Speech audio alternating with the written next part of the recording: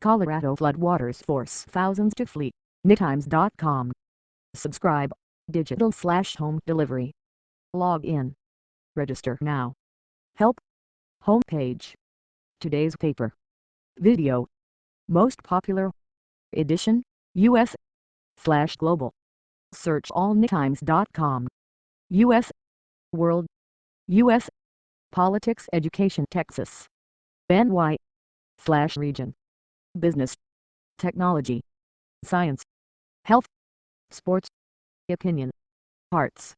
Style. Travel. Jobs. Real estate. Autos. Colorado floodwaters force thousands to flee. Brennan Lindsley/Associated Press. Floods inundate Colorado. Video shows the extent of flash flooding in parts of Colorado after record rainfalls. By Dan Frosch and Jack Healy. Published September 13, 2013. Longmont, Colo. Get up. A. Mears was jolted awake. It was 2:30 a.m.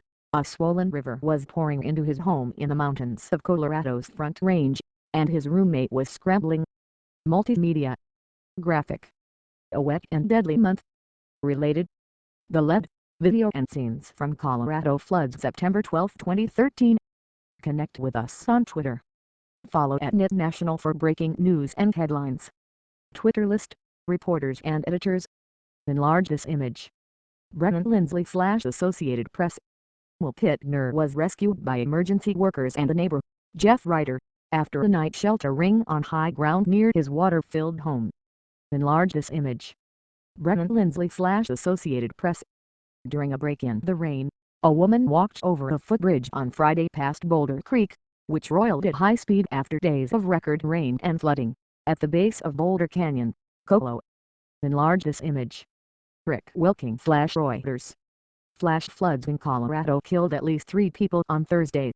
A home and car were stranded after flooding in Coal Creek. Enlarge this image. Andy Cross/The Denver Post, via Associated Press. A portion of US 287 collapsed. Seeking higher ground, they retreated with their dogs to the second floor as Colorado's worst flood in years crested around them. Elsewhere, thousands more people ran for shelter, or just ran for their lives as record-breaking rains swamped fields and torn apart roads, heaping more pain on a state that has been tested by several years of drought and devastating wildfires. Ranch families had to choose which animals to save and which to abandon. Neighbors camped on one another's floors and waited for rescue. Cars were swept away like bath toys. 2 experienced mountaineers huddled together at 13,000 feet on a treacherous peak, stranded by ice storms. "This one is awful," said Linda Stacy, 57, as she sat outside an evacuation center here. 4 people have died in the floods, and the authorities said Friday that 80 people had been reported as unreachable or missing.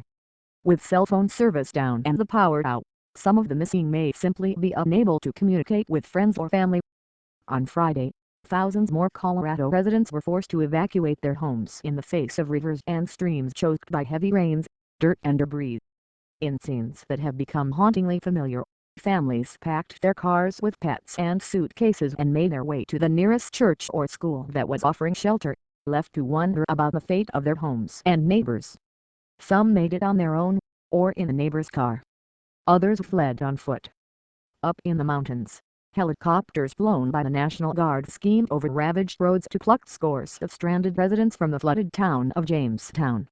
Here in Longmont, several miles east of the worst-hit corners of Boulder County, a caravan of yellow school buses arrived at the LifeBridge Christian Church on Friday morning, carrying hundreds of evacuees from Leon. They milled quietly in front of the church, waiting to be registered by volunteers, and hoping for a break in the weather.